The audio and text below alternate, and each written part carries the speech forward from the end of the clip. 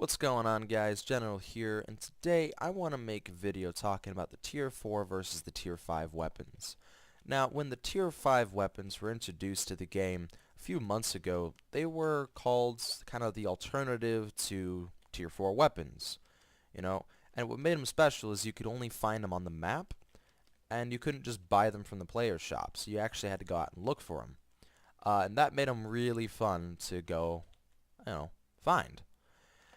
But a lot of players seem to be making the mistake of treating the Tier 5s as quote-unquote better than the Tier 4s solely because they're a higher tier.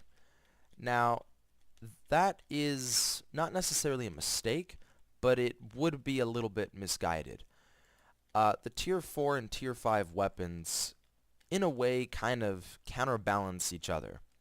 Now, in some cases, the Tier 5 is just plain better than the Tier 4. For example, the Assault, right? The Groza and the AK-47 do literally the same amount of damage, but the Groza has a slightly higher rate of fire, and it has 10 more bullets in its magazine. So I actually will lean towards the Groza every time. Same thing with the shotguns, The shotguns both have the same range.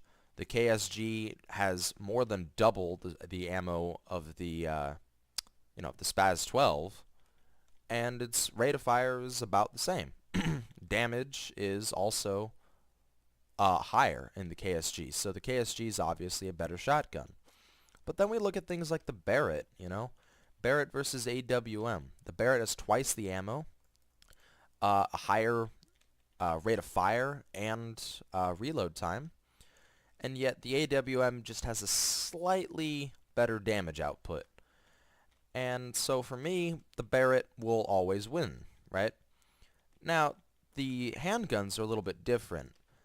The Desert Eagle, good single shot weapon. Boom, boom, boom. 20 damage a shot.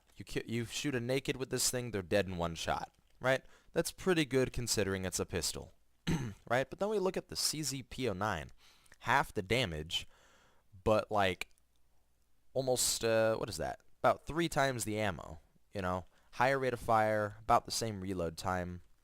It's pretty good. I honestly like it for killing walkers, but, just like with the Desert Eagle, it's kind of useless for killing players. And then lastly, I'm looking at the Vector versus the P90. The Vector has a higher damage output, and they both have the same, ammo capacity, the same roughly rate of fire. Honestly, I don't use submachine guns that much, but that's just kind of my take. So basically, to wrap it up, I'd honestly advise just look at the stats, kind of figure out what your play style is. Are you the kind of guy that runs and guns and just goes, spray and pray? If that's the case, go for the gun that has the higher ammo, right? If you're a spray and pray kind of guy, go for the Groza. That's just kind of my advice. So this is General signing off.